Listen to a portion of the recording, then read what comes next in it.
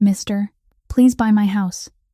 Emily's trembling voice cut through the heavy afternoon air as she extended a crumpled piece of paper toward the man in the black three-piece suit who had just stepped out of a Rolls-Royce in front of the run-down shack. Jasper took the document, feeling the rough texture between his fingers, so accustomed to handling million-dollar contracts. The little girl couldn't have been more than 6 years old, but her green eyes carried a desperate urgency that made the Mafia boss forget for a moment that he was there to survey the land his organization planned to acquire. "It's my house, mister. Only $5,000, Emily insisted, keeping her arm stretched out, her bare feet firmly planted on the cracked pavement. Jasper lowered his eyes to the paper. It wasn't a legal deed. It was a childish drawing made with colored pencils, showing the crooked shack behind them and 2 stick figures holding hands. Underneath, in irregular handwriting full of spelling mistakes, was written, "Contract to sell my house." Jasper's heart tightened when he realized this child was literally trying to sell her only roof. "Why do you want to sell your house, Emily?" he asked, tucking the paper into his suit pocket. The little girl swallowed hard, and a tear carved its path through the dirt on her cheek. "My auntie is very sick, mister. She needs medicine right away, and I don't have money. If you buy the house, I can pay the doctor and she won't die." The brutal simplicity of those words hit Jasper like a punch straight to the gut. He looked at the rotting wooden shack behind the girl, with its rusted tin roof full of holes and walls that barely held themselves up, then turned back to meet Emily's pleading eyes. "Where is your aunt now?" Jasper asked, loosening the tie that suddenly seemed to squeeze too tight around his throat. "Inside, mister. She's sleeping, but she keeps moaning. It's been 3 days, and she hasn't eaten anything." Emily pointed toward the crooked door, and right at that moment, a low, agonized groan echoed from the dark interior of the decrepit structure. Jasper felt something shatter inside his chest when he heard that sound of suffering, and when he looked at Emily again, saw the little girl trembling not just from nervousness but from real fear. The terror of losing the only person she had left in this world. That was the exact moment he made the decision that would change all of their lives forever. If this story touched your heart, hit that like button and share it with someone who needs to hear it. Subscribe to our channel and turn on notifications so you never miss another story that will move your soul. Jasper walked toward the shack and pushed the rotting wooden door, which let out a long, complaining creak. At once, the stench of damp rot and sickness struck him straight in the face, so thick and sour he had to hold his breath for a second. His eyes took a few moments to adjust to the darkness inside, and when the shapes finally sharpened, the sight in front of him tightened something around his heart. The room was only about 10 square meters. The wooden walls cracked and split so that thin blades of light slipped through the gaps. The ground was wet, packed earth, and there was not a single piece of decent furniture in the place. In one corner sat an old gas stove with a small pot beside it. A few sets of clothes hung from a line stretched across the room, and a paper-thin mattress lay directly on the damp dirt floor. But what caught Jasper's attention most was a small wooden shelf in the opposite corner, where about 10 children's books were stacked neatly beside a box of colored pencils. In the middle of this hunger and lack, someone had still tried to carve out a small space for Emily to study, to dream. On the mattress, a woman lay curled in on herself, her skin yellow as wax, her eyes squeezed shut, sweat soaking her forehead. One hand clutched her abdomen as if she were trying to hold back a violent pain. Her breathing was weak and broken, each shallow inhale followed by a faint moan escaping her cracked, dry lips. Emily dashed to her side, dropped to her knees, and grabbed her aunt's bony hand. Auntie, I brought him here. He's going to buy our house. We'll have money to buy medicine for you." The little girl's voice was bright with hope, almost bubbling with excitement. The woman's eyes opened slowly. They were the same green as Emily's, but dulled by illness and exhaustion. When she saw Jasper standing there inside the shack, she startled and tried to force herself upright, grinding her teeth as the pain bit down harder. "Emily, what are you doing?" Her voice was frail, yet she still tried to sound firm. "You can't bother strangers like this." She turned toward Jasper, her face flushing with embarrassment, even as her skin remained waxy and yellow. "I'm sorry, sir. She's still a child. She doesn't understand. Please don't take it to heart." Jasper stood still, watching the woman in front of him. Even in severe illness, even thin and worn down to the bone, he could still see a fragile beauty hidden in the lines of her face. But more than beauty, what held his attention was the hard steadiness in her eyes. the way she fought to keep her dignity, even in the most hopeless circumstance. "What's your name?" Jasper asked, his voice softer than it usually was. Rosalie Flynn," she answered, then struggled again as if to stand. "But that doesn't matter. Please leave. We don't need anyone's pity." "Aunt Rosalie needs to go to the hospital," Jasper said bluntly. "You're very sick." Rosalie shook her head with stubborn resolve, though every movement pulled pain through her body. "We don't need charity. Please go." She tried to step toward the door as if to see him out, but she had barely taken 2 steps when a savage pain tore across her belly. Rosalie folded over, one hand fisting in her shirt, her face going paper white. "Auntie!" Emily screamed, terrified. Rosalie tried to say something more, but her eyes rolled back, and she collapsed. Jasper lunged forward and caught her before she hit the ground. Rosalie's body was weightless in his arms, frighteningly light, as if there were nothing left of her but skin stretched over bone. Emily sobbed uncontrollably, clinging to her aunt's hand. "Auntie, don't leave me, Auntie." Jasper lowered Rosalie onto the mattress. With one hand he steadied her, and with the other, he pulled out his phone and called. "Grant, I need an emergency medical team immediately. Send a VIP ambulance to the address where I'm standing. Right now. I don't care how much it costs." He ended the call and looked down at the unconscious woman in his arms. Her face was pale and peaceful, as though the final wave of pain had at last loosened its grip and let her rest in a fevered sleep. Emily kept crying, her fingers locked around her aunt's hand as if letting go would make her vanish. And Jasper, the infamous cold-blooded Mafia boss, the man who had never let emotion steer his decisions, suddenly felt something he had believed dead for a long time begin to stir inside him. As he cradled the unconscious woman against him, he felt something he had not felt in years, a desperate urge to save someone, and he did not even understand why. The VIP ambulance arrived in less than 10 minutes, its wailing siren tearing through the stillness of the slum and setting the whole poor neighborhood buzzing. Neighbors poured out from nearby shacks to watch, whispering and trading rumors about the luxurious vehicle bearing the emblem of the most expensive private hospital in Los Angeles, about the man in a black suit carrying a gaunt woman out of Rosalie's tattered hut. Jasper did not spare a glance for the curious eyes around him. He carried Rosalie into the ambulance and eased her onto the gurney, while the medical team immediately began checking her vital signs. Emily ran after them, her small hand gripping the hem of Jasper's suit jacket and refusing to let go. "I want to go with my aunt. Please. I don't want to stay here alone." The little girl's green eyes were brimming with tears and fear. Jasper looked down at her, then nodded. "Get in." Emily climbed into the ambulance and sat close beside Jasper, her gaze never leaving Aunt Rosalie as she lay motionless on the gurney with an oxygen mask covering her nose and mouth. The ambulance surged forward with the siren screaming, leaving the curious crowd and the empty shack behind. Throughout the ride, Emily held Jasper's hand tightly, as if he were the only lifeline left in the middle of a storm. She did not cry anymore. She only sat still and watched her aunt, now and then whispering prayers she must have learned somewhere. Jasper studied the child, then asked softly to ease her tension.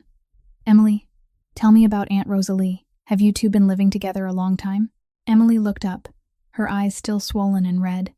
"Yes, sir, since I was a baby. Aunt Rosalie raised me from when I was little." The girl began to talk, her voice quiet but full of pride. "Auntie works all day. In the morning she goes and cleans people's houses. In the afternoon she washes and irons clothes, and at night she waits tables at a restaurant. She comes home really late, but she still teaches me to read every night." Emily glanced toward her aunt, and her voice caught in her throat. "Sometimes she doesn't eat anything all day so she can save money to buy milk for me. I know because I saw her hide her food in my lunch container so I could take it to school." She thought I didn't know. Jasper felt his own throat tighten. He looked at the frail woman on the gurney, the woman who had just stubbornly refused his help even as pain drove her into unconsciousness, and he understood why she was so thin. "And what about your parents?" Jasper asked, working to keep his voice even. Emily's face fell, carrying a sadness no 6-year-old should have to shoulder. "My mom passed away shortly after I was born. Auntie said my mom loved me a lot, but she was too weak, so she couldn't stay with me." The girl paused, fingering the bracelet hanging from a silver chain around her neck. "And my dad.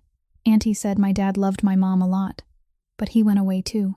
He had an accident." "What kind of accident?" Jasper asked, his voice suddenly rough. Emily shook her head. "I don't know. Auntie doesn't tell much. She just said my dad was a good person, and he wanted to take my mom to meet his family, but then he had an accident before he could do that. The little girl pulled the bracelet out from under her collar, looping it off the chain to show him. This is what my dad left. My mom kept it for me. Look, it has a K on it. Jasper stared at the silver bracelet in Emily's hand, and his heart seemed to miss a beat. The bracelet was exquisitely engraved in a very distinctive style, a style he knew better than anyone because he had designed it himself. The letter K was carved in the private script of the Kincaid family, a lettering only members of the family possessed. He forced his face to remain calm, but his hand trembled faintly when he touched the bracelet. Can I look at it more closely? Emily nodded and gave it to him. Jasper took it, turned it over and over, and when he saw the tiny inscription on the inside, he felt the blood in his body turn to ice. He knew this bracelet. He had designed it with his own hands and given it to his older brother, Wesley, on his last birthday, before their father disowned him and erased his name from the family. The ambulance came to a stop at the gates of St. Catherine Hospital, the most luxurious private hospital in Los Angeles, with a gleaming glass facade and rows of lush green palm trees lining the entrance. This was a place only the wealthy and powerful could afford. A place where a single night in a hospital bed could cost as much as a year of rent for an ordinary person. Rosalie was rushed straight into the VIP emergency room, and Dr. Harold Pierce, the personal physician of the Kincaid family for 20 years, came out himself to meet them and take the patient. He did not ask Jasper anything. He only nodded once, and immediately went to work with a team of highly trained nurses. Emily stood in the hallway outside, her eyes fixed on the emergency room door, her lips pressed tight as she fought back tears. Jasper stood beside her, but his mind was spinning with tangled, chaotic thoughts. The silver bracelet, the letter K, Wesley. None of it could be mere coincidence. He pulled out his phone and texted Grant, and less than 15 minutes later, his right-hand man was at the hospital. Jasper drew Grant into a quiet corner of the hallway and showed him the photo he had just taken of the bracelet. Find out everything about the girl's parents. Her father's name is Wesley. Her mother is Clara Flynn. I need answers within 2 hours. Grant looked at the picture, then back at Jasper with a stunned expression. He opened his mouth as if to ask something, then closed it again. He had worked for Jasper long enough to know when to speak and when to stay silent. Understood, boss, Grant said, nodding, and he left quickly. Jasper returned to Emily. She was still standing there, small and out of place in the polished luxury of the hospital corridor. He looked down at her bare, dirty feet, at the old clothes worn thin and frayed at the hem, and something sharp stabbed in his chest. Emily, are you hungry? He asked gently. Emily looked up, blinking as if she did not understand the question. I am fine, sir. But at that exact moment, her stomach growled loudly, and Emily's face flushed red with embarrassment. Jasper did not say anything. He simply guided her to the hospital cafeteria and bought her a tray piled high with food, fried chicken, French fries, salad, a cold glass of milk, and a slice of chocolate cake. Emily stared at the food with wide eyes, as if she had never seen so much to eat in her life. Then she began to eat, fast and ravenous, as though she was afraid someone would take it away. Jasper sat across from her, watching in silence, and every bite she took felt like a blade turning inside him. How long had this child been hungry? Slow down, Emily. No one is going to take your food, he said softly. Emily lifted her head, tomato sauce still on her mouth, and gave a shy, awkward smile. Yes, sir. It is just that it has been a long time since I got to eat something this good. Aunt Rosalie cooks really well, but these past few months she has been sick, so she cannot cook. I have mostly been eating bread only. She spoke as she ate, her voice innocent, as if what she was saying were the most ordinary thing in the world. My mom's name is Clara. Clara Flynn. Auntie told me my mom was really pretty, with long brown hair and green eyes like mine. And my dad's name is Wesley. Auntie said my dad was tall, handsome, and he loved my mom a lot. Jasper felt his heart quicken at the name Wesley. Do you know your father's last name? Jasper asked. Emily shook her head, chewing a piece of fried chicken. No, sir, Auntie did not say. Auntie only said my dad was going to take my mom to meet his family, but then he had an accident before he could do that. The little girl paused, her face dimming with sadness. Auntie said my mom was really sad. My mom cried every night. Aunt Rosalie told me my mom died because her heart broke. My mom loved my dad too much, so when my dad was gone, my mom did not want to live anymore either. But my mom held on long enough to have me, and then my mom went after my dad. In Jasper's mind, the pieces began to slide into place. Wesley, Clara Flynn, an accident. The silver bracelet with the letter K. He tried to steady himself with the idea that it could still be a coincidence. How many men in the world were named Wesley? How many women were named Clara? But what about that bracelet? The distinctive engraving, the K in the private style of the Kincaid family. It could not be coincidence. It could not. Jasper stood up and moved quickly toward Dr. Pierce's office. He knocked, then stepped inside without waiting for an answer. Dr. Pierce was seated at a computer, reviewing Rosalie's preliminary test results. "How is she?" Jasper asked. "Serious, but not too late. Early-stage liver cancer. She needs surgery urgently, but the odds are high if we move quickly." Jasper nodded. "Do whatever is necessary. Money is not an issue." He paused, then continued, his voice dropping lower. "And I need you to do one more thing. A DNA test for the child out there. Compare it with my sample. Urgently." Dr. Pierce looked up, his eyes full of surprise, but he did not ask a question. He only nodded. "I will have the results in a few hours." Jasper stepped out of the office and looked toward Emily, sitting alone in the cafeteria, small and adrift. A frightening thought kept creeping into his mind, refusing to let go. If this child was truly Wesley's daughter, then it meant she had lived in poverty for 6 years, while the Kincaid family sat in a mansion of luxury only 20 miles away. 3 hours later, Jasper's phone vibrated. The message from Dr. Pierce contained only a single, clipped line. "Need to see you immediately. My office." Jasper rose from the chair in the hallway, where he had been waiting for hours. Emily had long since fallen asleep on his shoulder. Worn out after a day that had been too long and too full of upheaval, he gently lowered her onto the chair, draped his suit jacket over her small body, and then walked quickly toward Dr. Pierce's office. The moment Jasper stepped inside, he recognized the gravity on the old doctor's face. Harold Pierce had served the Kincaid family for 20 years. He had witnessed too many things, kept too many secrets, yet Jasper had never seen that expression on him before. "Sit down, Jasper," Dr. Pierce said, his tone softer than usual, as if he were preparing him for a hard blow. Jasper sat, his eyes fixed on the doctor. "How is Rosalie?" "Early-stage liver cancer. Just as I said. She needs surgery urgently. But if we proceed within the next 48 hours, the chances of success are very high. She is still young. Her body is still strong. She will recover well." Jasper nodded without hesitation. "Do whatever is necessary. Money is not an issue. I will pay for everything."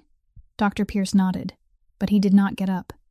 He hesitated for a moment, then opened a drawer and took out a stack of papers. "There is something else, Jasper. About the DNA test you requested." Jasper felt his heart begin to race. He had been waiting for this result for hours, but now that it was right in front of him, fear rose in his throat. Fear of what he would learn. Fear that his instinct had been right. Dr. Pierce set the papers on the desk and slid them toward Jasper.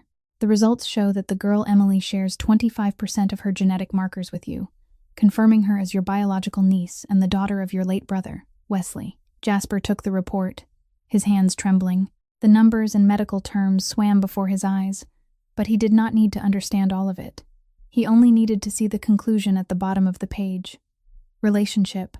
Biological uncle and niece. Accuracy. 99.9%. Dr. Pierce continued, his voice gentle but firm. "In addition, the child's blood type is AB negative, one of the rarest blood types in the world, exactly the same as yours, and exactly the same as the blood type in Wesley's medical file, which I still have on record." Jasper sank back into the chair, and the paper slipped from his fingers. The world around him seemed to spin, the busy sounds of the hospital turning distant and blurred.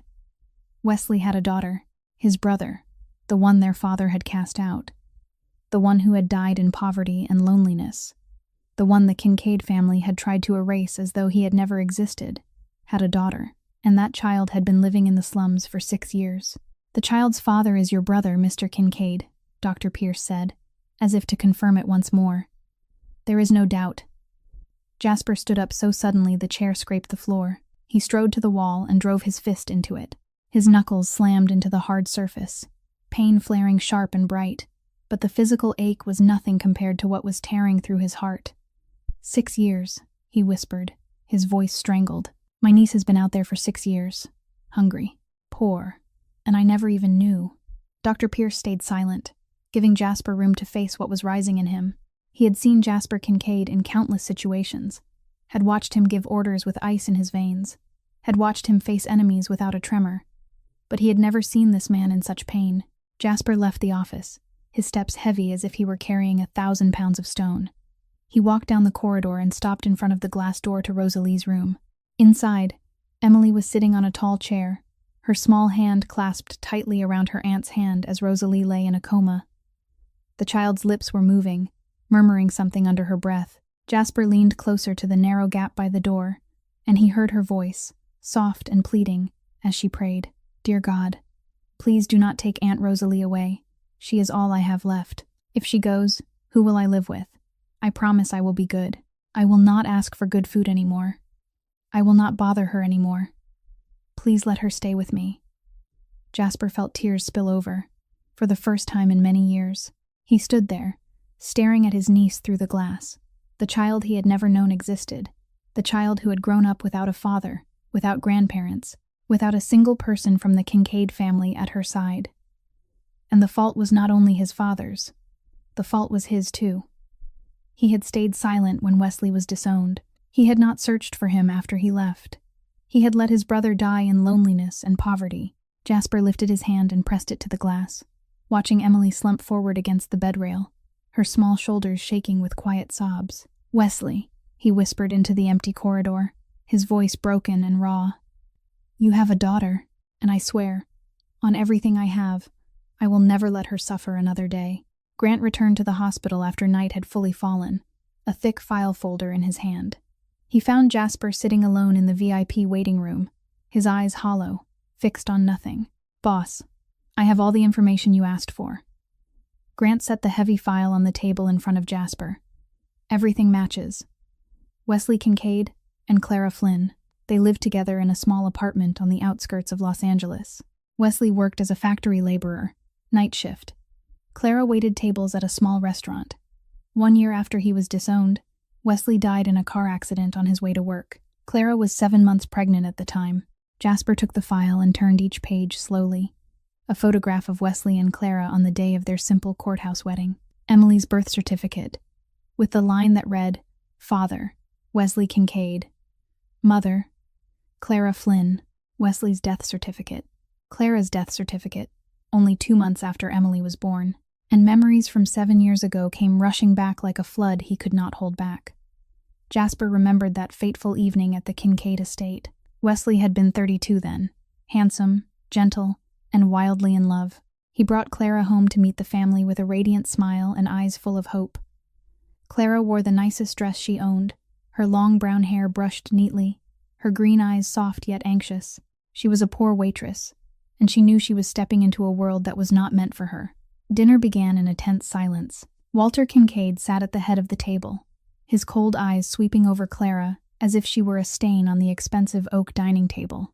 Margaret sat beside her husband, her gaze lowered to her plate, not daring to look at anyone. Jasper sat across from Wesley, feeling the pressure rise with every second. Then Walter spoke, his voice like ice. So this is the girl you want to marry? A waitress. Wesley squeezed Clara's hand under the table. Yes, Father. I love Clara, and I want to marry her. Walter slammed his hand down, knocking over a wineglass so that red spilled across the tablecloth. A Kincaid does not marry a waitress. You will bring shame on this entire family. Clara trembled and tried to stand to leave, but Wesley held her there. Clara is the best person I have ever met. She is smart, she is kind, and she loves me for me, not for money or power. You cannot make me give her up. Walter rose to his feet, his face flushed with rage. If you marry that girl, you are no longer my son. I will cut you off, erase your name from this family. You will leave with nothing but the clothes on your back. Wesley turned to Jasper, his eyes full of hope. Brother, say something. You understand me. You know how much love matters. Jasper remembered that moment as clearly as if it were carved into stone. He remembered wanting to speak.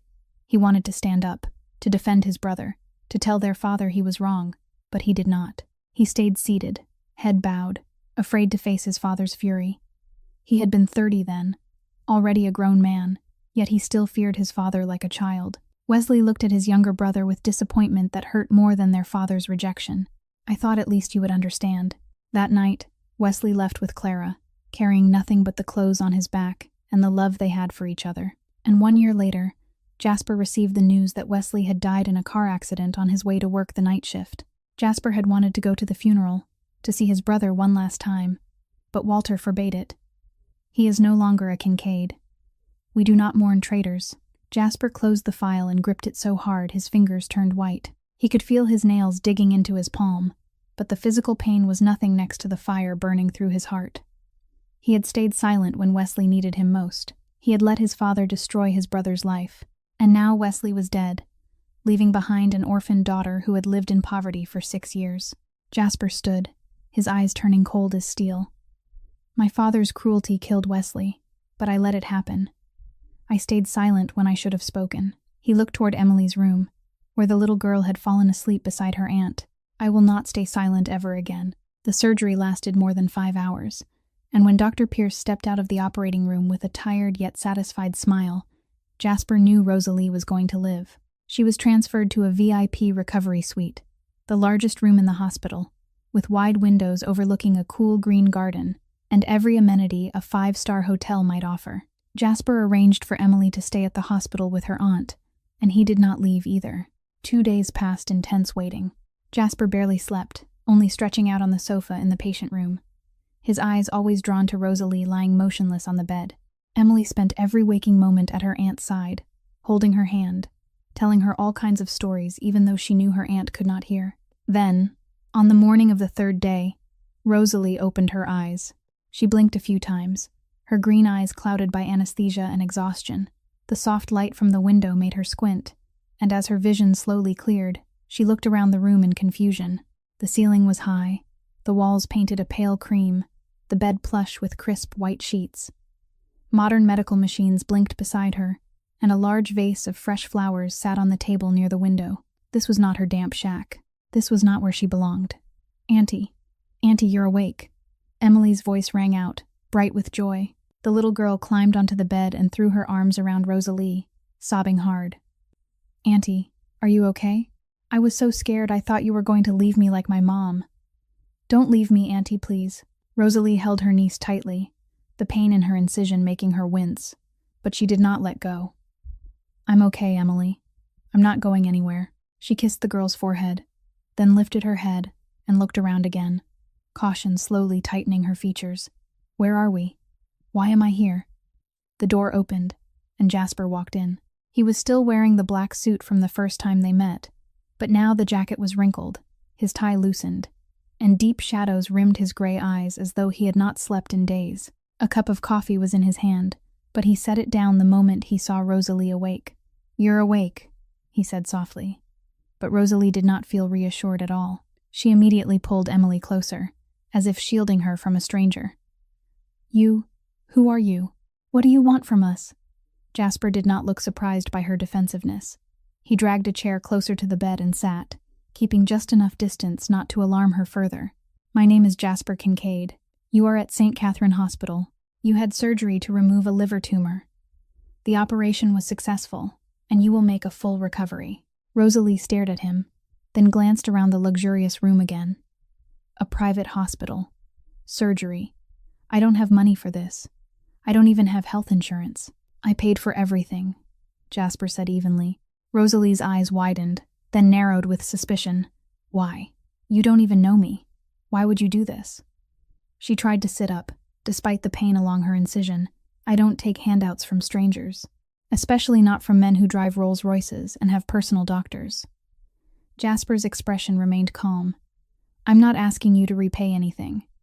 Rosalie let out a bitter laugh, sharp and joyless. "Everyone wants something. Nothing is free in this world, especially not from people like you. So what's your price? What do you want from me?" Emily looked back and forth between her aunt and Jasper, her eyes anxious. "Auntie, Uncle Jasper is really nice. He bought food for me, and he stayed here with you for days. He didn't go home." Rosalie tightened her grip on her niece. but her gaze never left Jasper. She had lived long enough in poverty to know that kindness without a purpose did not exist. Jasper met Rosalie's eyes, his voice dropping lower. "You're right to be suspicious. In my world, nothing is free. But there is something you need to know. Something about Emily that will change everything." Rosalie flinched, her protective instincts surging hard and fast. She pulled Emily into her arms, her eyes turning sharp and cold. "Emily, what do you want with her? If you're planning to take her away, I swear I will." Jasper raised a hand, cutting her off. "I didn't come here to take the child. I came because she is my family." Rosalie froze, her green eyes widening as she stared at Jasper as if he had just said something utterly impossible. "My family? What are you talking about? We don't even know you. Emily doesn't have any relatives besides me." Jasper didn't answer right away. He sat down in the chair beside the hospital bed, keeping enough distance that Rosalie wouldn't feel threatened. Emily was still sitting in her aunt's lap, her round eyes moving back and forth between the two adults, sensing the tension in the air but not understanding what was happening. "Can you tell me about Clara?" Jasper asked, his voice gentle but carrying something urgent underneath. "About your sister, and about Emily's father." Rosalie stayed guarded, but at the sound of her sister's name, her eyes softened and fell. An old pain rose up, a pain she had tried to bury for 6 years. "Why do you want to know about my sister?" she asked, her voice trembling faintly. "Because I think I know the man your sister loved," Jasper said. "And if I'm right, then it changes everything." Rosalie studied him for a long moment, weighing it. Then she let out a slow breath, as if she were preparing to open a door she had kept locked for a long time. "Clara was my sister. She was 5 years older than me," Rosalie began, her voice dropping, heavy with feeling. "Our parents died in an accident when I was 10 and she was 15. We didn't have close relatives. No one took us in, so Clara had to quit school and work to raise me." Rosalie paused, her eyes shining with tears. "She did every job, washing dishes, cleaning, waiting tables, anything that could bring in money. She sacrificed her whole youth so I could stay in school, so I could have a normal life. She never complained, never blamed anyone. She was the best person I have ever known." Emily lifted her face to look at her aunt, her small hand tightening around Rosalie's. She had heard this story many times, but every time she heard it, she still felt a sadness for the mother she had never met. "When she was 24, she met Wesley," Rosalie continued, her voice softening at the name. "He came into the restaurant where she worked. He was different from other men. Gentle, polite, respectful. He never looked at Clara like a poor waitress. He looked at her as if she were the most beautiful woman in the world." Jasper listened, and every word Rosalie spoke cut into him like a blade. That was Wesley, the Wesley he had known. Gentle, kind, always able to see goodness in people. "They fell madly in love," Rosalie said. 6 months later, Wesley proposed to my sister. He promised he would take her to meet his family, promised he would give her a good life. My sister was so happy. I had never seen her smile so much. Rosalie's voice sagged, and pain showed plainly on her face. But then the accident happened. Wesley died on his way to work, only a few weeks before they were going to go meet his family. Clara broke completely. She didn't eat. She didn't sleep. She just cried day and night. I thought she would die after him. Rosalie drew a deep breath, but then she found out she was pregnant. The baby in her belly was the only reason she kept living. She said the baby was the last gift Wesley left her, and she would do anything to protect it. Emily burrowed into her aunt's arms, understanding that her aunt was talking about her. Rosalie hugged her tighter, then suddenly reached into the pocket of her hospital gown and pulled out an old envelope, wrinkled and worn, yellowed by time. Clara wrote this letter before she gave birth to Emily. She found an address in Wesley's wallet, his family's address. She was going to send it, but Rosalie choked, tears rolling down her cheeks. She died giving birth. Complications. Too much blood loss. The doctors couldn't save her. She clenched the letter in her hand. Before she died, she only managed to tell me one thing. Take care of the baby, and one day, find Wesley's family. Rosalie held the letter out to Jasper, her hand shaking. I kept it for 6 years. I didn't know where to send it. I didn't know who Wesley's family was. I only knew I had to hold on to it, like a promise to my sister. Jasper took the letter, his hands trembling hard. He opened the envelope, and pulled out the sheet inside. Yellowed with age, the handwriting was soft and feminine, but you could tell the writer had been careful, as though she had written it over and over again. Dear Mr. and Mrs. Kincaid, my name is Clara Flynn. Your son, Wesley, loved me, and I am carrying his child. I know you may not accept me, but I want you to know that your grandchild exists. Wesley often spoke of you. He missed you so much. He always hoped that one day you would forgive him. I don't know whether this letter will ever reach you, but I want you to know that Wesley lived the happiest days of his life, and even though he is gone, a part of him is still alive in the child we made together. Respectfully, Clara Flynn. Jasper finished reading, his hands shaking so badly he could barely hold the page. Rosalie watched him, saw Jasper's gray eyes shining with tears, saw the hard lines of his face twist with pain, and she began to understand something. Kincaid, she whispered, her voice shaking. That's your last name. Wesley is. The words hung in the air, heavy with 6 years of suffering and the chances that had been lost. Jasper folded the letter carefully, as if it were the most precious thing he had ever held in his life. His voice was thick and raw when he spoke, each word sounding as though it were being dragged up from the deepest part of his chest. Wesley is my brother, my older brother. Rosalie went still, her green eyes widening as she stared at him as if he had spoken in a foreign language. It took her a few seconds to process it, her mind refusing to accept what she had just heard. Wesley, the man her sister had loved, the father Emily had never met, had a younger brother, and that younger brother was the man sitting in front of her now. Then the anger exploded, violent and uncontrollable. Your brother! Rosalie almost screamed, despite the pain from the incision tearing through her abdomen. Your brother! She forced herself upright, her eyes burning with fury. Clara waited for Wesley's family every day. Every day, do you understand? She went to check the mailbox every morning, hoping for an answer. She died still, believing that one day they would come. Jasper said nothing. He stood there and took Rosalie's fury as if it were punishment he deserved. I know, he said, his voice low and dull. But those two simple words could not put out the fire inside Rosalie. She went on, angry tears pouring down her cheeks. Your family threw him away like trash. Do you know how Wesley lived after he was disowned? He worked the night shift at a factory, exhausted every day, just to have money to support Clara. And my sister.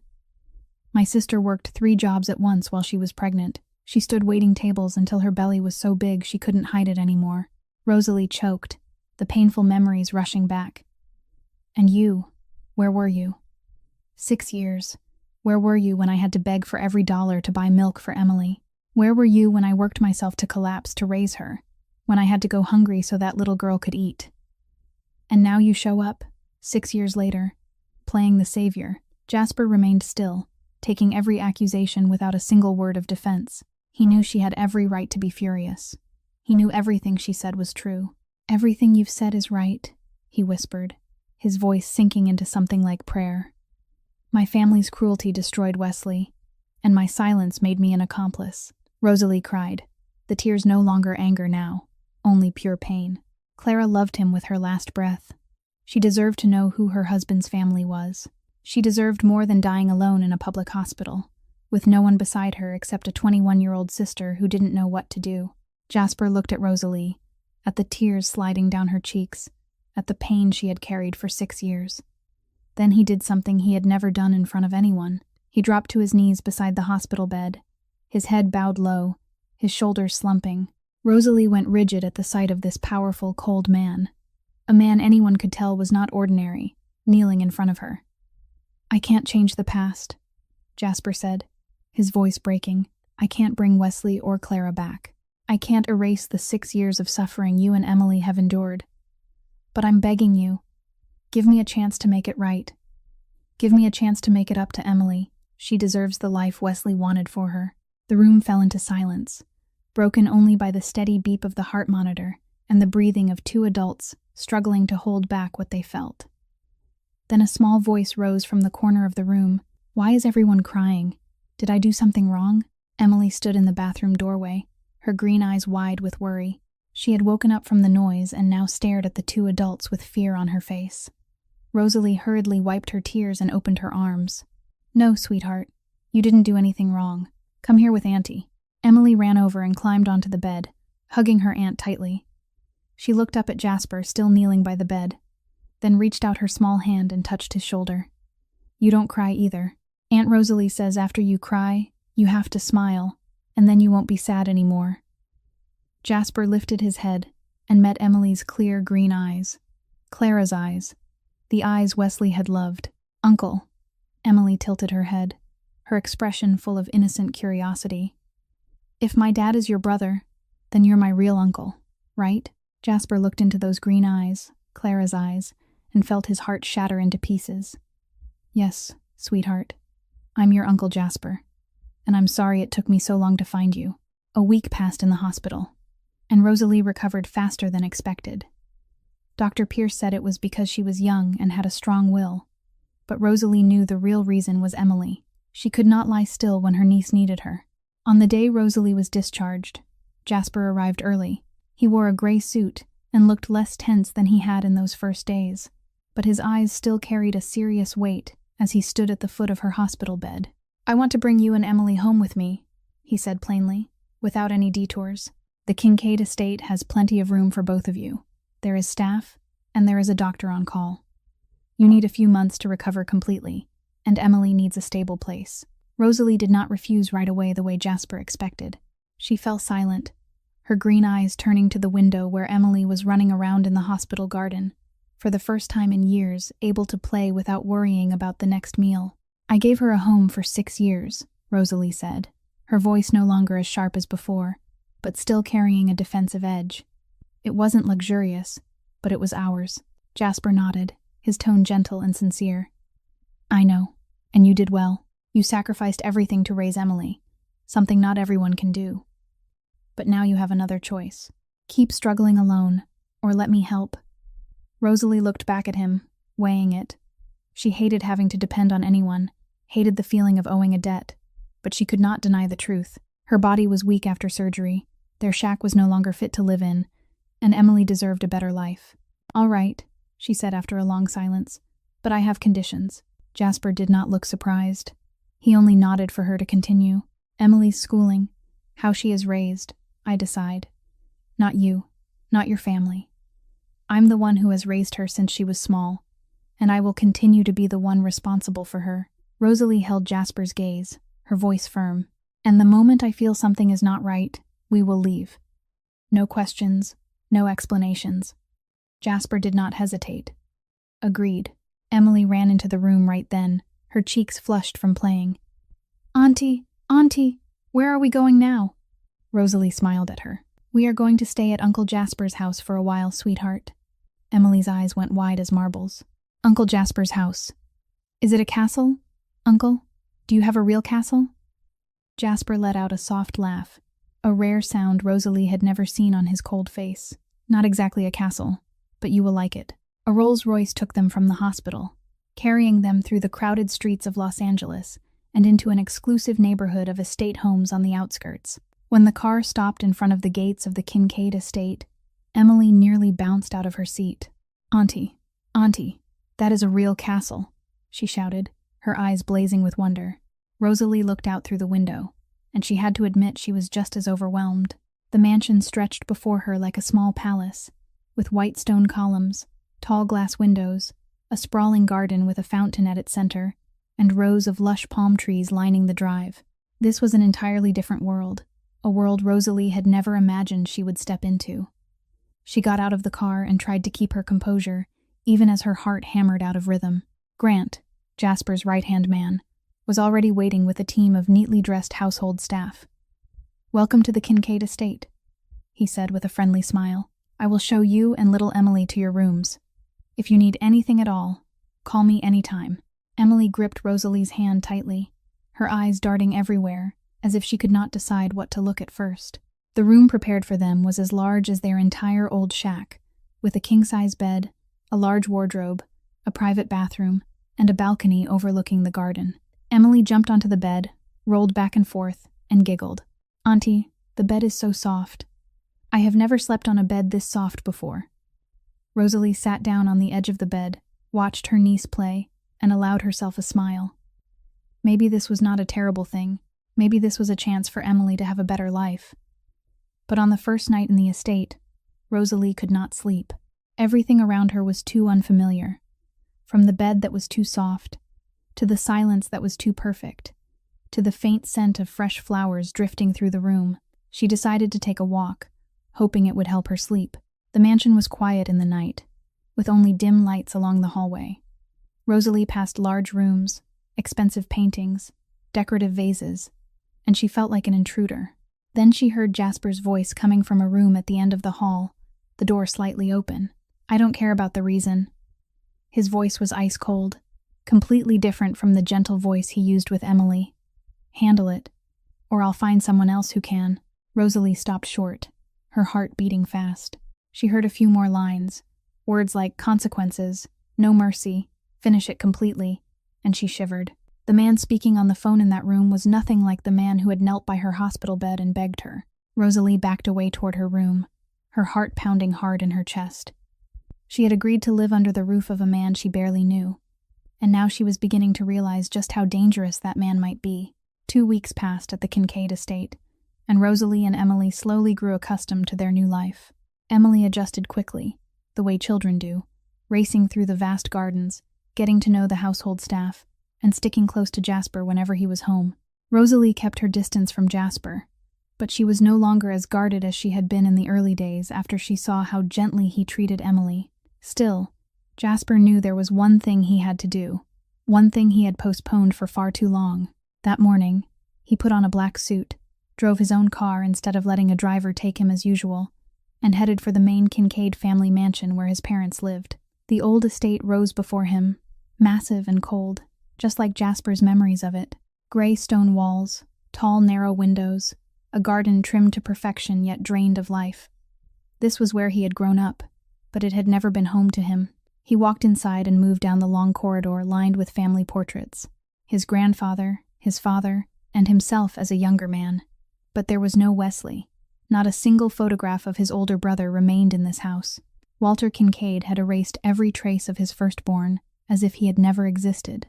Walter was sitting in his study, the room he had ruled like a private kingdom for so many years. Though he was 70 and had been retired for 5 years, he still carried the commanding presence of a man who once held the power to decide who lived and who fell. His white hair was slicked back, and his cold gray eyes, so much like Jasper's, lifted when Jasper entered. Margaret sat beside her husband, a cup of tea in her hands that she did not drink. When she saw Jasper, she set it down, worry plain on her face. She knew her son never came here unless something mattered. "Jasper," Walter said, his voice still edged with authority even if the real power was no longer his. "You rarely visit. What is it?" Jasper did not sit. He stood facing his father, pulled a stack of papers from his jacket, and placed them on the desk. "Wesley had a daughter. She is 6 years old. She has lived in the slums since the day she was born." Walter looked at the papers, then back at Jasper, his face unreadable. He picked them up slowly, skimmed the DNA results, then tossed them onto the desk as if they were nothing but trash. "So what? Why should I care about the bastard child of a traitor?" Jasper clenched his hands, fighting to keep the fury from erupting in his chest. "She is not a bastard. She is your granddaughter. Your blood." Walter stood, slamming his hand on the desk so hard Margaret's tea spilled across the table. "Wesley stopped being my son the day he chose that waitress over this family.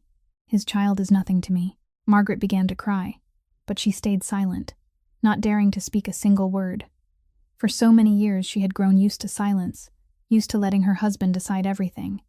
But Jasper was not Margaret. He had been silent once, and that silence had killed his brother. He would not be silent again. "Wesley was not a traitor," Jasper said, his voice like steel. "He was the only one in this family brave enough to follow his own heart, and you destroyed him for it." Walter strode toward Jasper, his eyes burning with rage. "Watch your mouth, boy. I may be retired, but I still have power. Bring that girl into this family, and you will share Wesley's fate." Jasper did not step back. He moved forward, meeting his father head-on, and for the first time in his life, he did not feel afraid of this man. "You seem to have forgotten something, father," Jasper said, his voice cold and dangerous. "You retired 5 years ago. I run this family now. I control the business, the men, the money, not you."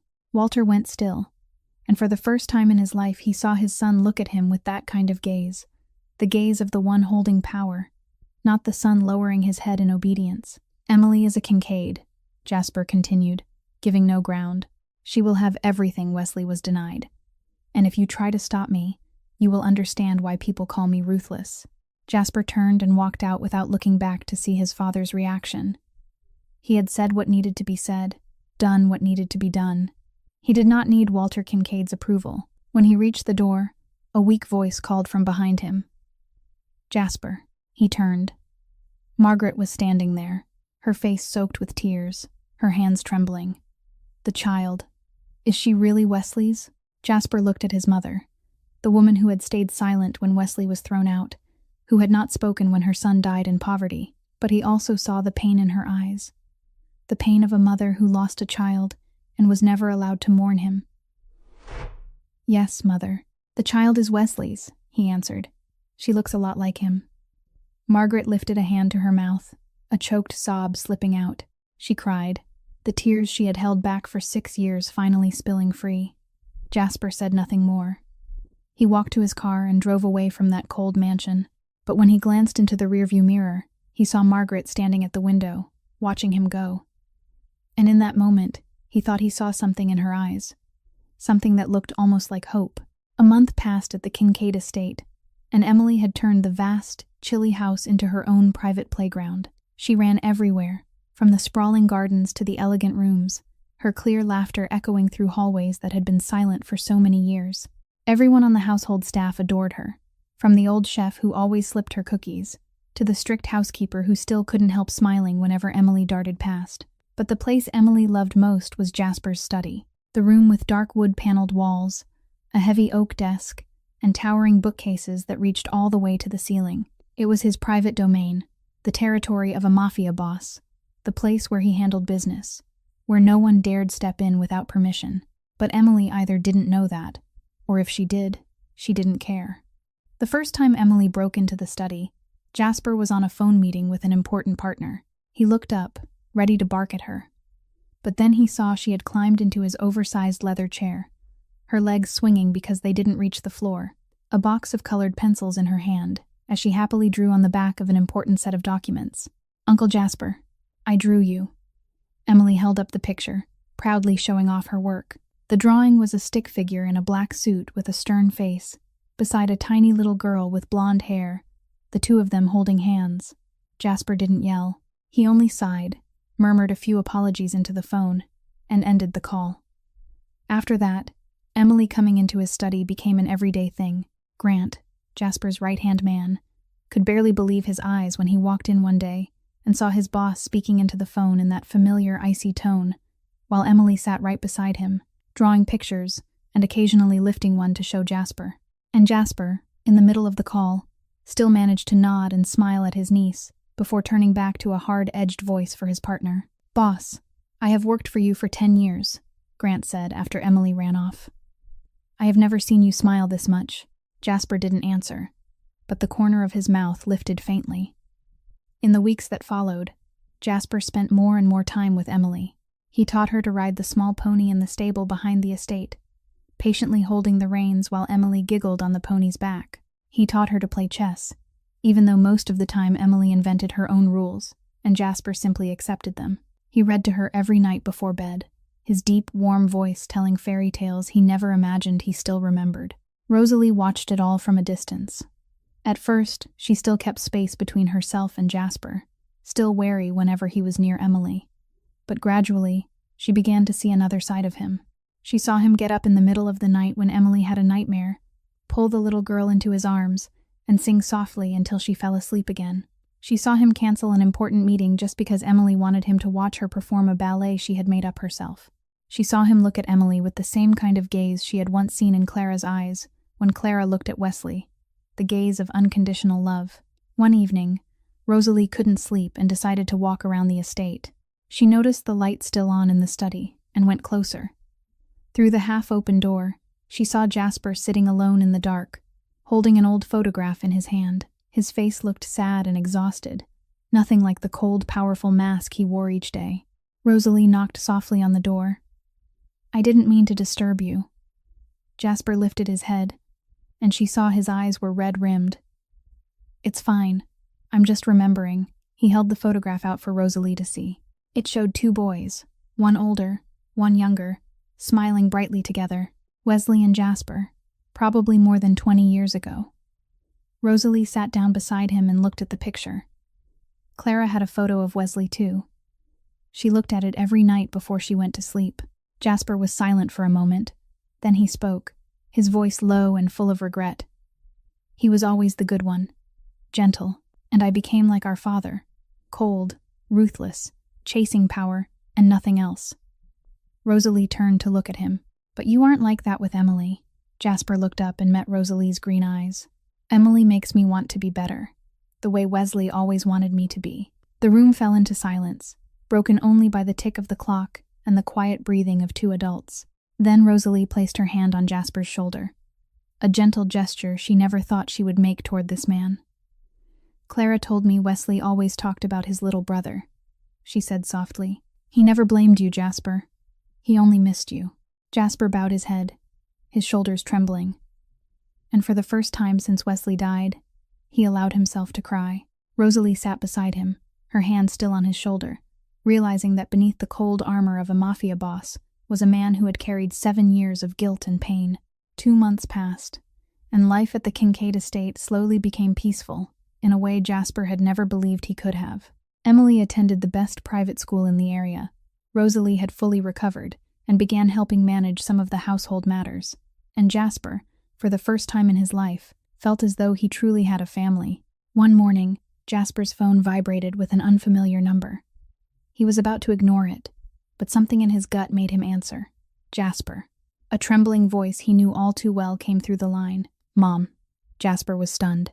Margaret had never called him since the day he confronted Walter. The little girl. Emily. How is she? Margaret's voice was small and hesitant, as if she were afraid someone might overhear. Jasper was silent for a moment, then he answered, his tone softening. She's wonderful, Mom. She's happy. She goes to school. She has friends, and she laughs all day long. He heard a choked sob on the other end. Could you send me a picture of her? Your father doesn't need to know. Jasper looked out the window, where Emily was running in the garden with the golden retriever he had just bought her. He took a photo and sent it to his mother without another word. But that peace did not last long. That afternoon, Grant walked into Jasper's study with a grave expression Jasper rarely saw on his right-hand man. Boss, we've got trouble. The Moreno family is asking questions about you. Jasper lifted his head, his gray eyes narrowing. The Moreno family was the biggest rival organization to the Kincaids on the West Coast, led by Victor Moreno.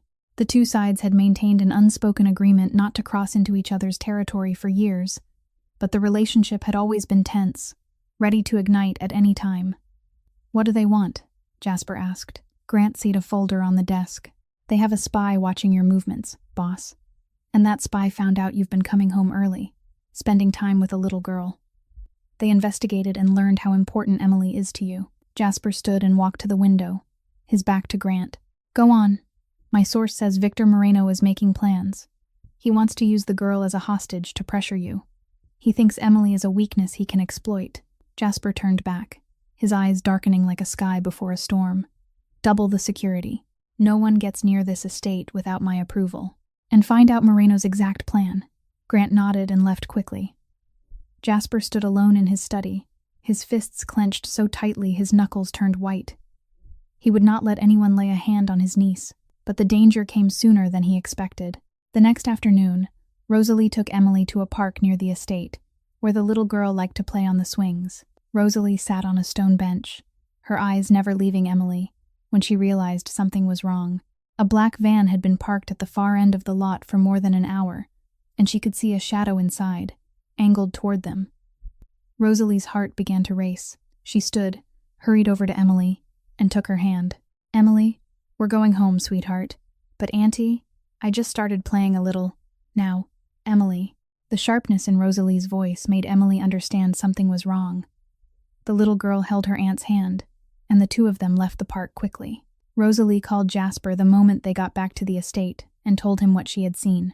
Jasper listened, his face giving away nothing, but his eyes told her everything. "You did the right thing," he said. "From now on, Emily doesn't leave the estate without guards with her. They won't touch her. I promise. I'll handle this." That night, Jasper didn't sleep. He sat in the security room, watching every camera inside and outside the estate. And just as he feared, at 2 o'clock in the morning, the alarm system detected intruders climbing the eastern fence. Jasper and his security team moved fast. They stopped the intruders before they could reach the main part of the estate. There were no gunshots, no blood spilled, only the cold efficiency of people trained to protect. But the noise was still loud enough to wake Emily. She jolted awake, heard the strange sounds outside, and began to cry. "Auntie, Auntie." Rosalie ran to Emily's room and wrapped her niece tight in her arms. Jasper arrived seconds later, still in his suit, his eyes sharp and alert. He sat beside the bed and placed a hand on Emily's back. "It's okay, sweetheart. No one can hurt you."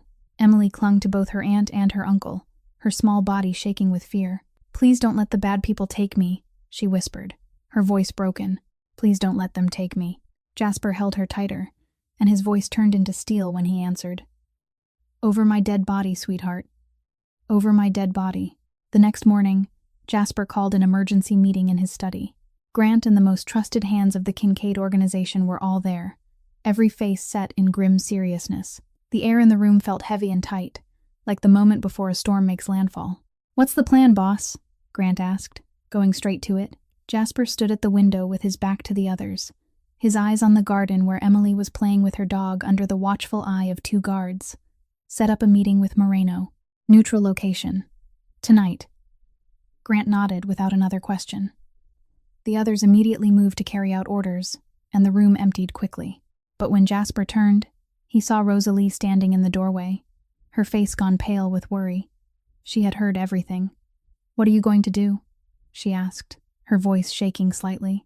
Jasper stepped closer, his gray eyes calm, but with a steel resolve behind them. "Whatever it takes to keep you and Emily safe." Rosalie wanted to say more, but she didn't know how. She only knew the man in front of her was about to step into something dangerous, and she had no right to stop him. That night, Jasper arrived at the agreed location, an upscale restaurant in downtown Los Angeles, with a private section meant for meetings like this. He went in alone, with Grant waiting outside. It was an unwritten law in their world that negotiations between 2 bosses happened one-on-one. Victor Moreno was already seated when Jasper entered. He was a middle-aged man with black hair slicked back and eyes like a snake, cold and calculating. When he saw Jasper, he smiled, a smile that never reached his eyes. "I hear the great Jasper Kincaid has gone soft," Victor said, his voice dripping with mockery. "Playing family games with a little girl." Jasper sat across from him, his face unreadable. "Emily Kincaid is under my protection. Touch her, and you declare war on the entire Kincaid organization." Victor leaned forward, amused. "She's just a child. Why would you risk everything for her?" Jasper stood, stepped closer, and moved in until Victor had to lean back. Jasper's gray eyes were ice cold and sharp as a dagger. "Because she is my blood, and anyone who threatens my blood will face consequences they cannot imagine." The air in the room thickened. Victor looked into Jasper's eyes, and for the first time, he saw something that made him reconsider. This wasn't an empty threat. It was a promise from a man who would burn the world down if he had to. After a long, tense silence, Victor finally leaned back and lifted his hands as if surrendering. "Fine. The girl isn't on the list. But this isn't over, Kincaid." Jasper stepped back, his face still hard. "It's over if you're smart." He turned and walked out without looking back. Victor Moreno remained seated, watching Jasper's retreating figure, and for the first time in many years, he felt he had underestimated an opponent. Jasper returned to the estate well past midnight, his body exhausted after a long day of tension. He stepped into the living room, intending to go straight upstairs, but he stopped when he saw Rosalie sitting on the sofa, clearly waiting for him. "You're still awake?" he asked, his voice tired. Rosalie stood and walked toward him. She didn't say anything. She only looked into his exhausted eyes, then suddenly stepped forward and wrapped her arms around him. Jasper froze, not sure how to respond. In all his life, no one had held him like this. Not because they wanted something from him, but simply because they were worried about him. "Thank you," Rosalie whispered against his chest. Thank you for keeping her safe. Jasper stood still for a moment, then slowly lifted his arms and returned the embrace. He held Rosalie close, feeling the warmth of her body, feeling her heart beating fast. They stayed that way for a long time, neither of them speaking. When they finally let go, something had shifted between them. Rosalie looked into Jasper's tired eyes and realized she no longer saw a dangerous stranger. She saw a man willing to burn the world down to protect the people he loved. 3 months had passed since the night Jasper faced Victor Moreno, and life at the Kincaid estate returned to peace. Emily still went to school every day, now with many more friends, no longer as afraid as she had been. Rosalie was fully healthy again, and she had even begun helping manage some of the household matters so she would not feel like a burden. And Jasper, he was still the cold-blooded mafia boss to the outside world, but the moment he came home, he became a gentle uncle, and a man Rosalie found it harder and harder to look away from. Throughout that time, Margaret kept secretly staying in touch with Jasper. Brief phone calls, short messages asking after Emily, photographs Jasper sent her every week. Margaret kept them like treasures, looking at them again and again whenever Walter was not home, and quietly crying each time she saw that Emily's smile was exactly like Wesley's. Then one day, Jasper's phone rang with Margaret's number, but this time, her voice trembled more than usual, as if she were holding something back. Jasper, I need to see her. Please, just once. Jasper was silent for a moment, weighing it. And your father? Margaret choked on the words. He doesn't know, and he doesn't need to know. I just need to see Wesley's daughter, before it's too late. Jasper heard the desperation in his mother's voice, and he understood what she meant. Margaret was 63 now, her health not what it used to be, and she was afraid she would leave this world without ever seeing her granddaughter's face. All right, Jasper said, but Rosalie has to agree first. That night, Jasper spoke with Rosalie about Margaret's request. Rosalie listened, her hesitation plain on her face. She had not forgotten that Margaret stayed silent when Wesley was thrown out, that she had not said a word when her son died in poverty. One meeting, Rosalie finally said, her voice firm. If she hurts Emily in any way, it ends right there. Jasper nodded. He understood Rosalie's caution, and he respected it. Margaret came to the estate on a weekend afternoon, when Walter went golfing as usual. She dressed simply. No jewelry, no lipstick, nothing like the elegant society woman she usually presented to the world. When she stepped out of the car, her legs shook so badly the driver had to steady her for a moment. Emily was playing in the garden with the golden retriever when Margaret approached.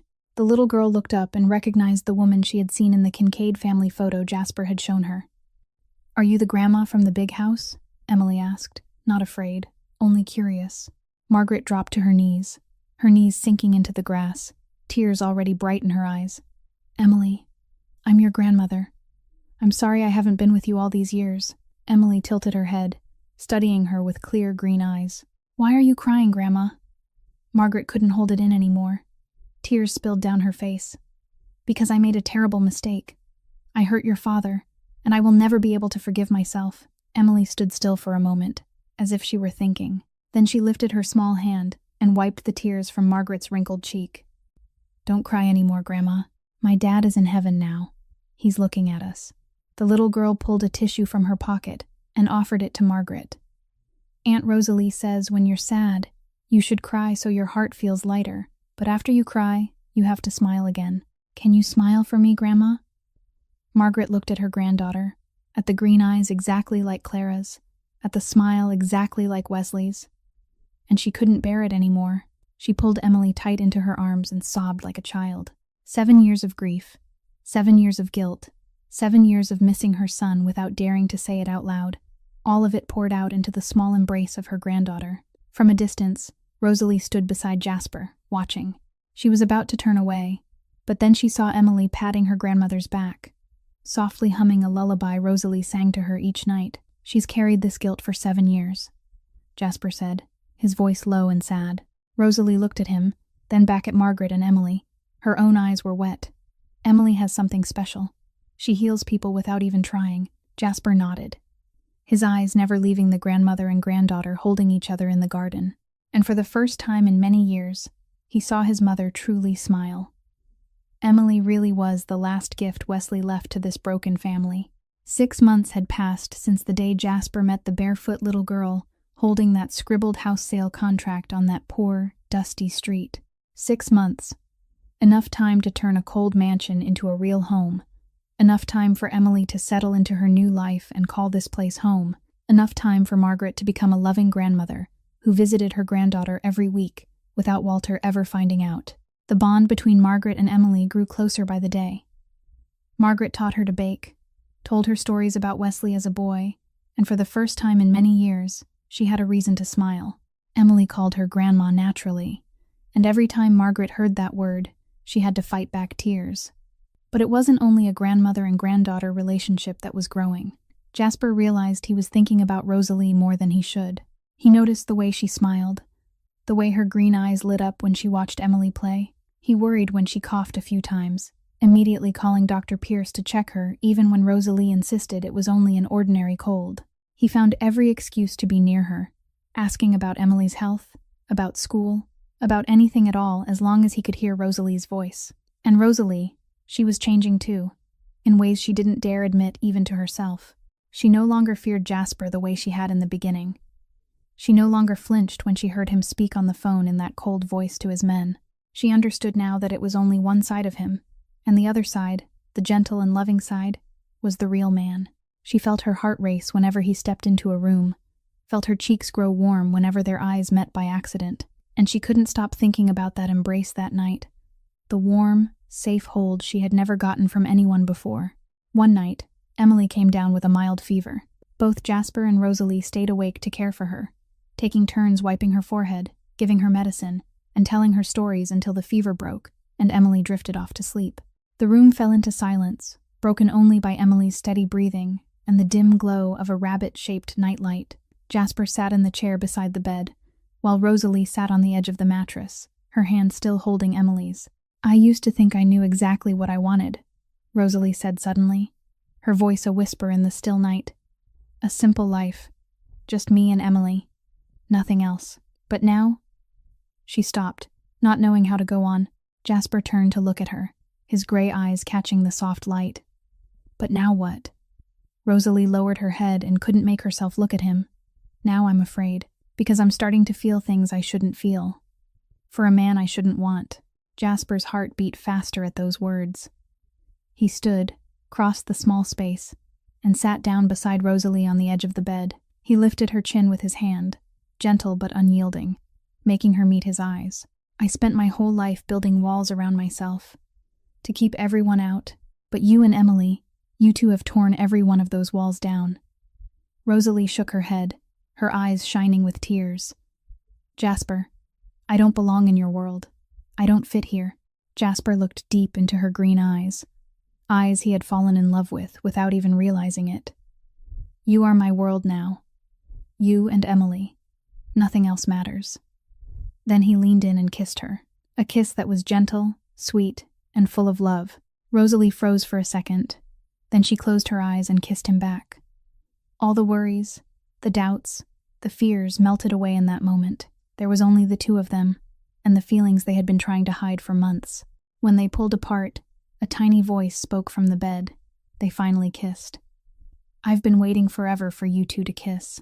Jasper and Rosalie turned and saw Emily lying there with wide-open eyes and a huge grin. They both burst out laughing, startled and embarrassed to be caught by their 6-year-old matchmaker, who apparently hadn't been asleep as deeply as they thought. Urgent news came one morning while the whole family was eating breakfast together. Jasper's phone vibrated, and the moment he saw Margaret's name on the screen, he knew something was wrong. His mother never called at this hour, not when Walter was still at home. "Jasper." Margaret's voice was choked with tears. "Your father, he collapsed.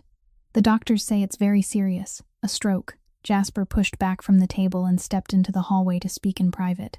But his mind was already spinning with 1,000 thoughts. Walter had a stroke. The man who disowned Wesley, who threatened Jasper, who refused to acknowledge Emily as his granddaughter, was now lying in a hospital bed. "What do you want me to do?" Jasper asked, his voice guarded. "He wants to see Emily," Margaret said, pleading. "Jasper, I know you don't trust your father, but he's changed. Since he heard about Emily, he hasn't been the same. He cries every night. He whispers Wesley's name in his sleep." Jasper tightened his grip on the phone, suspicion burning in him. This could be one of Walter's schemes, a way to get close to Emily and hurt her. Jasper had seen his father's cruelty, had watched him destroy Wesley without a trace of regret. "I won't let him hurt her, Mom," Jasper said flatly. "Jasper, please," Margaret sobbed. "He doesn't have much time. The doctors say it could be only a few weeks, maybe a few months. He wants to make things right before it's too late." Jasper ended the call and stood alone in the hallway, wrestling with himself.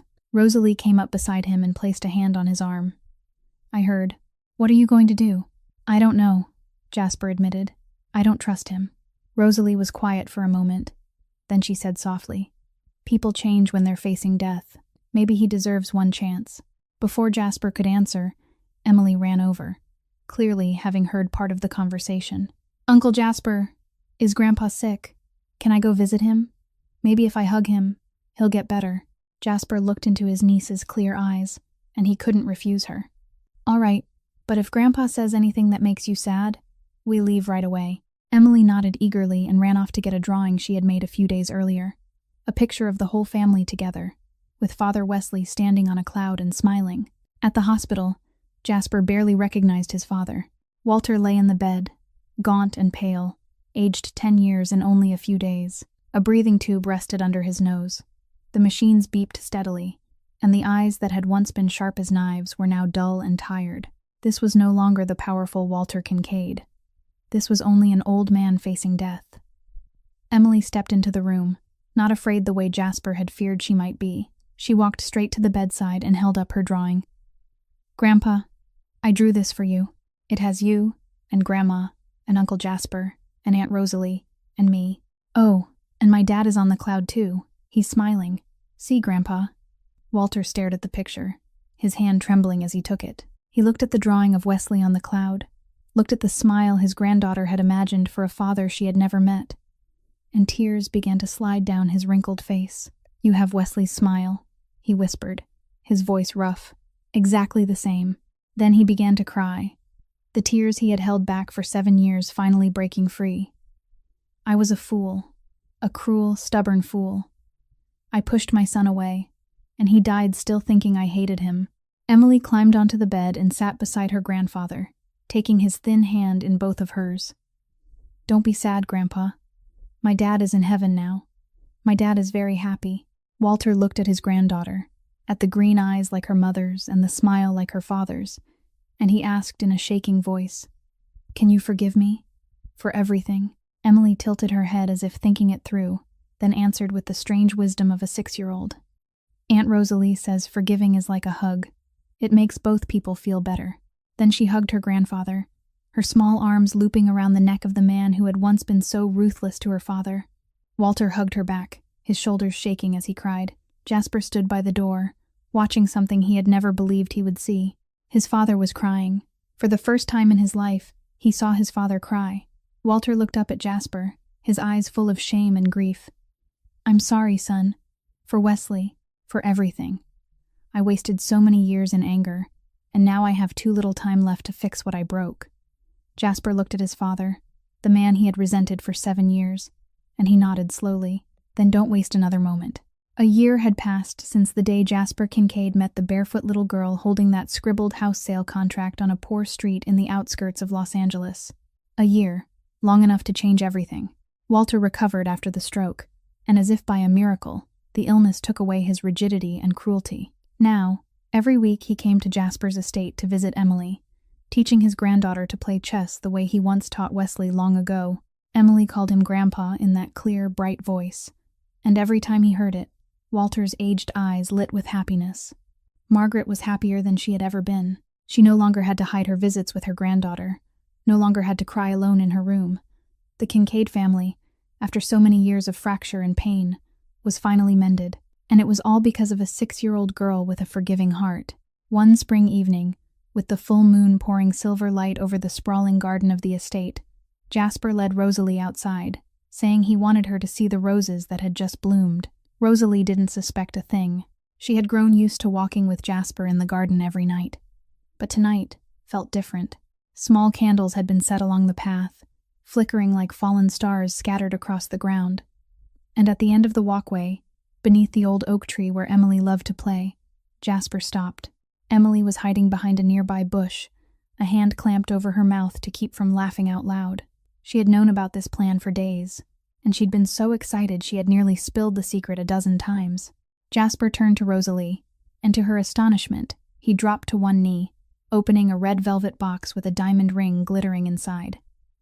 "Rosalie Flynn," he said, his voice low and full of feeling. "You came into my life carrying nothing but a sick woman and a little girl with a paper contract for a house, and somehow, you gave me everything I never knew I needed." Rosalie lifted a hand to her mouth, tears already shining in her eyes. "Jasper." Jasper went on, his gray eyes fixed on hers. "Will you marry me? Will you let me spend the rest of my life trying to be worthy of you?" Rosalie couldn't find her voice. She only nodded again and again, tears streaming down her cheeks. "Yes. 1,000 times yes." She said yes. "I knew it." Emily burst out from the bushes and ran in to throw her arms around them both, making Jasper and Rosalie laugh through their tears. The wedding was held a month later, right there in the garden of the Kincaid estate.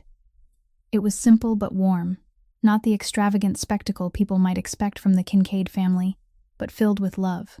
Emily was the flower girl, wearing a wide white dress and carrying a small basket, scattering rose petals down the aisle with the brightest smile of all. Margaret sat in the front row, crying through the entire ceremony, but they were tears of happiness.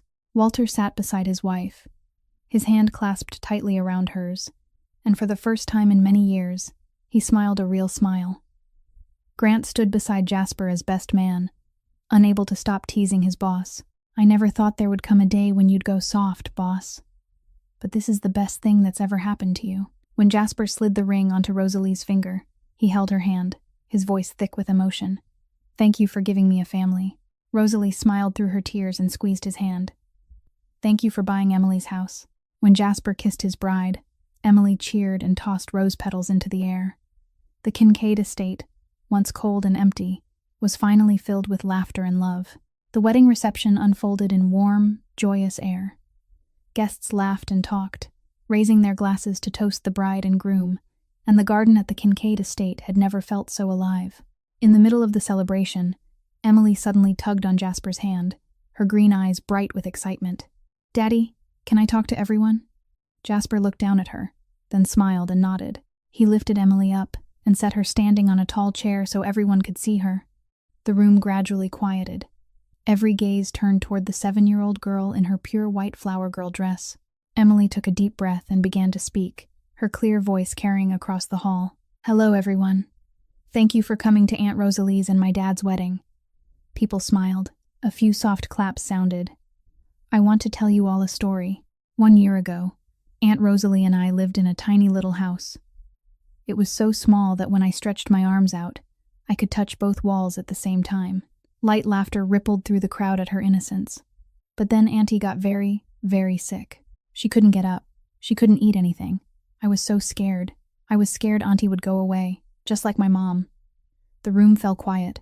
Smiles faded, replaced by eyes that listened closely. "I didn't know what to do. I was only 6 years old. I couldn't go to work. I didn't have money to buy medicine for Auntie. So I thought of a way." Emily paused, as if she were seeing those hard days again. "I drew a picture of our house, and I wrote under it that it was my house sale contract. I thought if I could sell the house, I would have money to buy medicine for Auntie. I took that piece of paper outside. I asked everyone, 'Please buy my house. Please buy my house.' Some people laughed at me. Some people walked away and didn't even look. Nobody wanted to help me." Emily stopped, her eyes finding Jasper standing below her, tears already shining in them.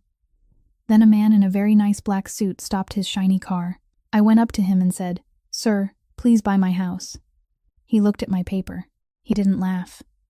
He didn't walk away. He asked me why I wanted to sell my house. I told him Auntie was sick. And do you know what he did, everybody? Emily smiled, the kind of bright smile that made every heart soften. He didn't buy my house. He did something so much better.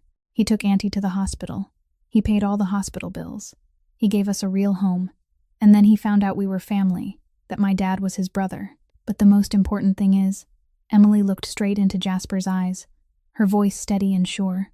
He loved us before he knew we were related. He helped us when we were strangers. That's why he is the best dad in the whole world. Jasper lifted his hand and wiped his tears, no longer hiding what he felt. Now Aunt Rosalie married Daddy Jasper. I have a grandma and a grandpa. I have the biggest family ever.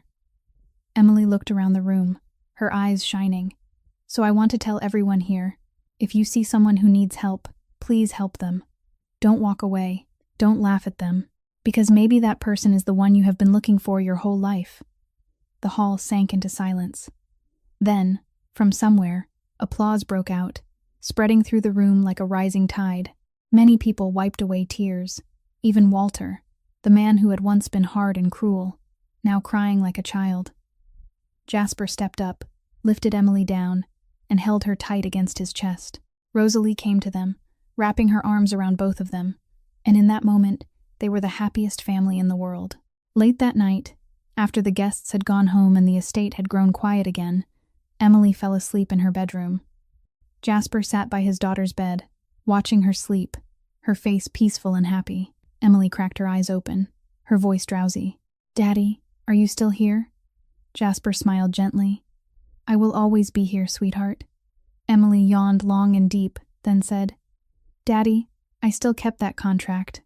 The paper I drew. I kept it forever." "I know," Jasper nodded. "I have a copy too.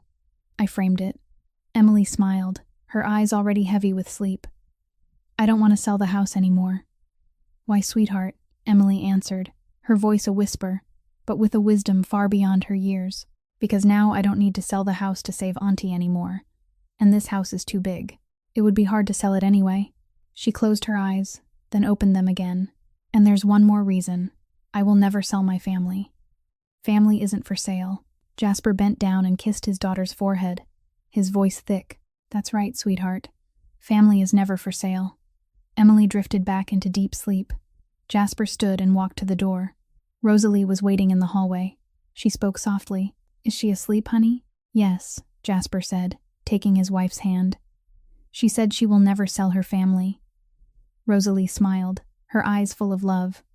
"She's the wisest person in this whole house." They stood side by side, looking out the window. Outside, the moonlight lay gently over the garden, where Emily played every day. 1 year ago, Jasper Kincaid was a cold, lonely mafia boss who didn't believe in love or family. Then a 6-year-old girl with a scribbled drawing appeared and changed everything. Sometimes the greatest miracle doesn't come from money or power. It comes from a crumpled piece of paper with a child's scribbled words. "My house sale contract." And from the brave heart of a child willing to sell everything to save the one she loved. The end.